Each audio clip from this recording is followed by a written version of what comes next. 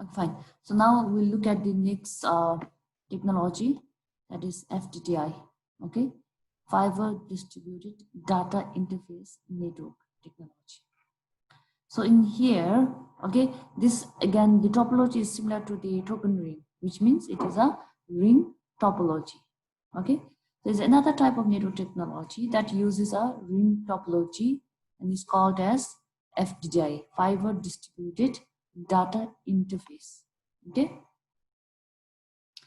so Fiber Distributed Data Interface is a networking ring technology that uses double single mode or multi-mode fiber. So in fact, we can see the word in the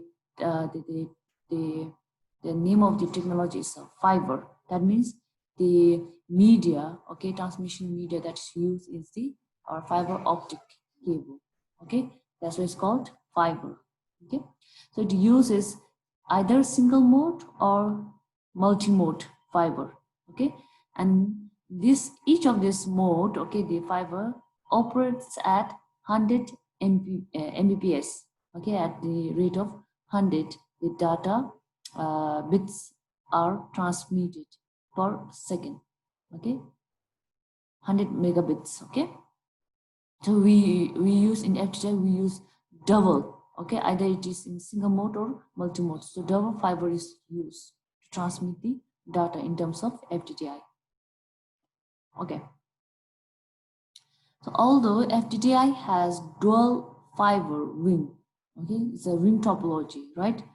So though we use two, okay, dual fiber ring, but not all these rings are used to transfer the data. Let us see how and why. Okay, so only one ring carries the data under normal condition.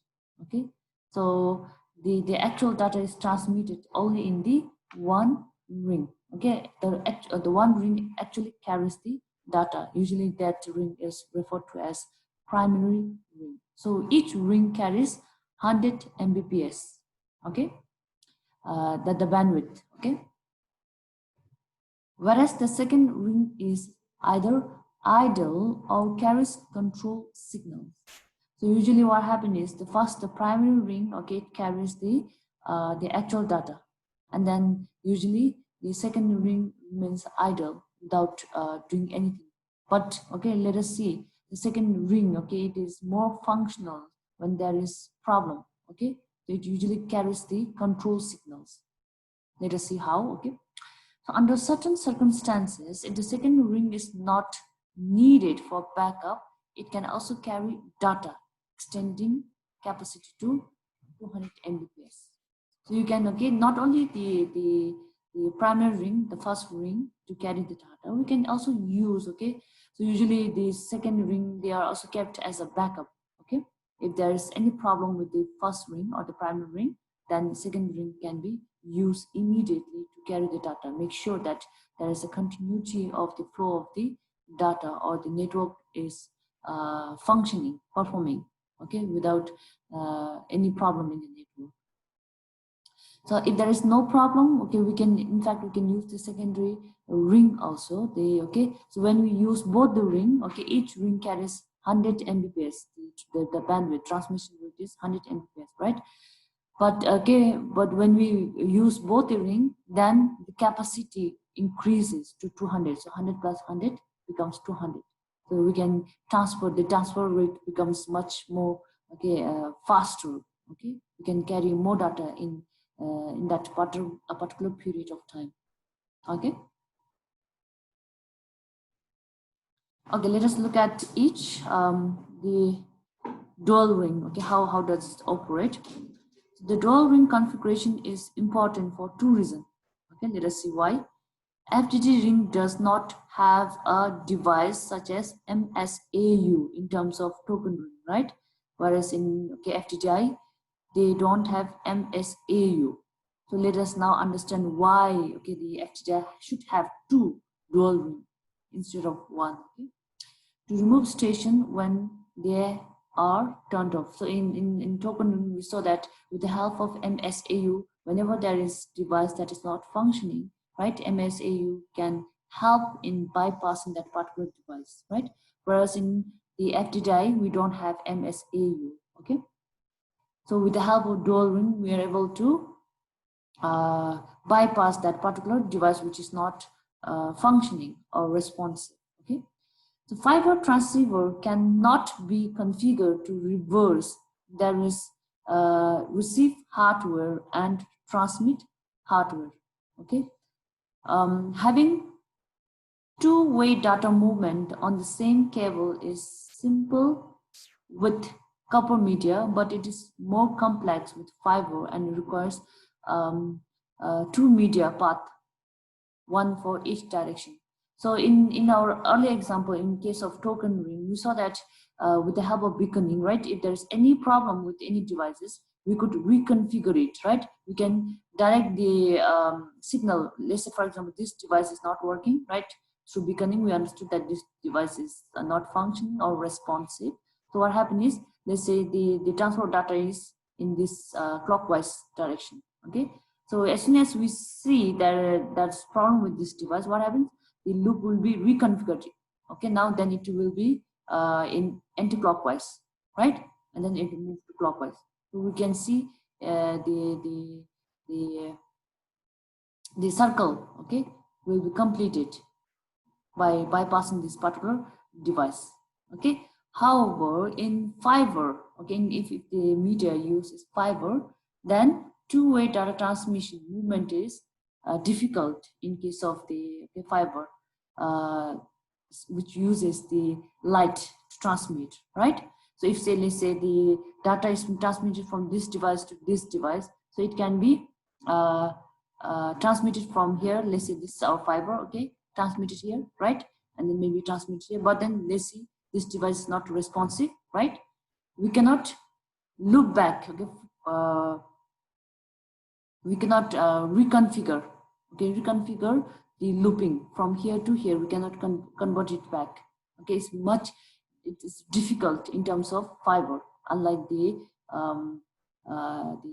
copper media, okay? So that's why, that is the two main reason why dual ring is used, okay? So with the help of dual ring, okay, we can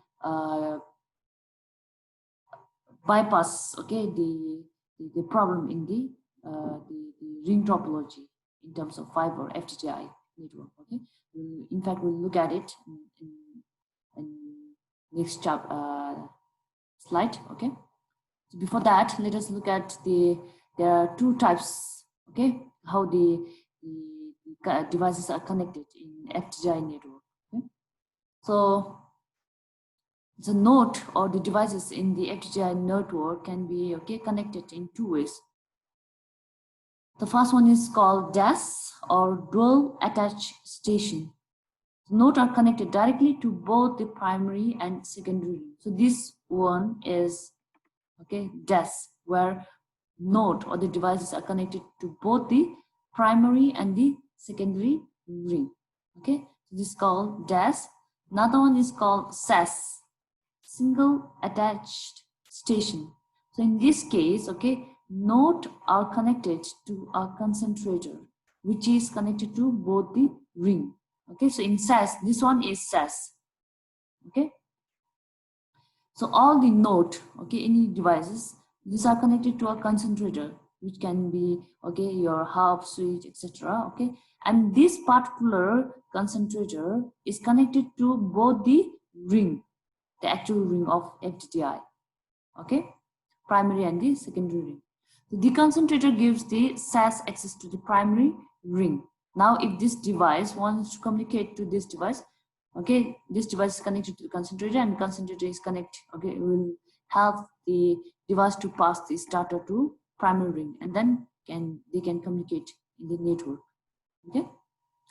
This is the advantages, because when a SAS node is removed or turned off, the concentrator simply skips that node.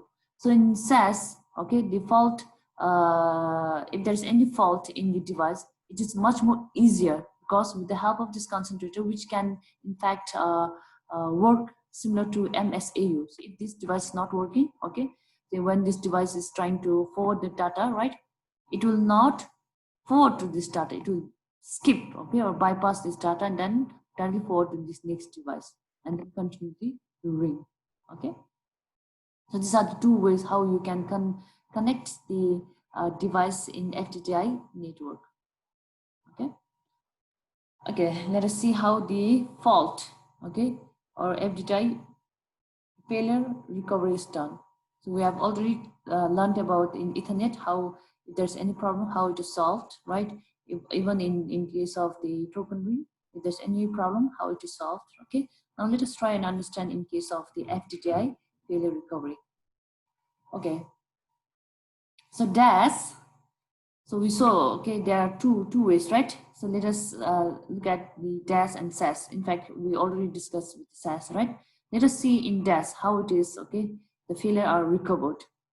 So DAS node provide fault tolerance measure that detect a loss of connectivity and then loop back the signal, a process known as auto reconfiguration. By looping back the signal, a node actually reconfigures a network into a single ring. So what happens in DAS is, for example, this device is not working, right? So we use the primary ring initially, okay? Primary ring to, let's say, pass the data in the network, right? So let's say this is the in clockwise direction, right? So we forward it, right? And as soon as we see that this device is not functioning, right? We cannot look back through the same ring, okay? So if there is any problem, okay, then auto reconfiguration is done. Thereby, the data is being forwarded, okay, from the secondary ring. The secondary ring is used in order to, if there's any problem with the any device or failure in the network, okay, now it will be in anti-clockwise direction. So that is the actual use of the dual ring. Okay, so by whenever there is any failure, then instead of dual, the network will function as a single ring. Okay, so that is the advantages of using the dual ring. So auto reconfiguration is done. Okay, and it is loop back, thereby making sure that the connection is, the ring topology is maintained. So secondary ring is used to loop back the signal in case of any problem. Okay, so that is the actual use of the secondary ring. Okay, whenever there is problem, the secondary ring will be used. In fact, it's kept as a backup. Okay. Okay, then you have SAS. Okay, so already we just saw it, right? In case of SAS, concentrator provides the fault tolerance through isolation.